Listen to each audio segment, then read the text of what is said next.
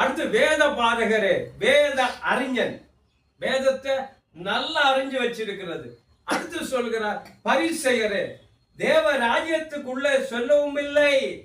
இந்த வேத பாரகருடைய பரிசேயருடைய காரணம் என்ன தெரியுமா? யாரையும் பரலோகத்துக்கு அனுப்ப மாட்டான்.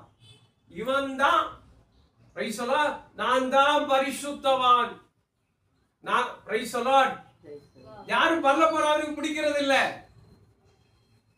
இன்னைக்கு அநேக ஊழியம் இருக்குது, விசுவாசி பரலோகமே போக கூட பிடிக்கிறதே இல்லை. இவனும் போக மாட்டான், போற விசுவாசியம் அதான் பிடிக்கிறது இல்ல. பிறரை போக விடவும் இல்லை. ஹல்லேலூயா. பரலோகத்துக்கு இவனும் போக மாட்டான், போறவங்களையும் விட மாட்டான்.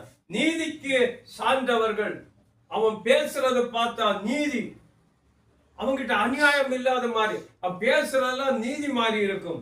பிறரை அற்பமாக எண்ணினார்கள். இந்த பரிசேயர்னா பிற அடுத்தவங்களை எப்பவுமே அற்பமா என்றது.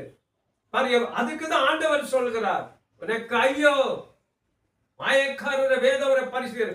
எப்ப பார்த்தாலும் அந்த வசனத்துடைய அர்த்தம் யார வேணாலும் அற்பமா நினைக்கிறது, கேவலமா நினைக்கிறது, கேவலமாய் பேசுறது.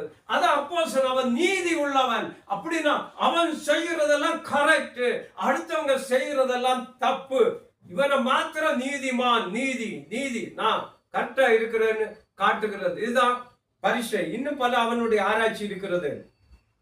அடுத்து இந்த பைபிள் சொல்லுது, ஐயோ ஐயோன்னா உனக்கு நியாயம் தீர்ப்பு, உனக்கு ஒரு நியாயம் தீர்ப்பு உண்டு. அதுதான் ஐயோ. போஜன பாத்திரங்கள், போஜன பணபாத்திரங்களில்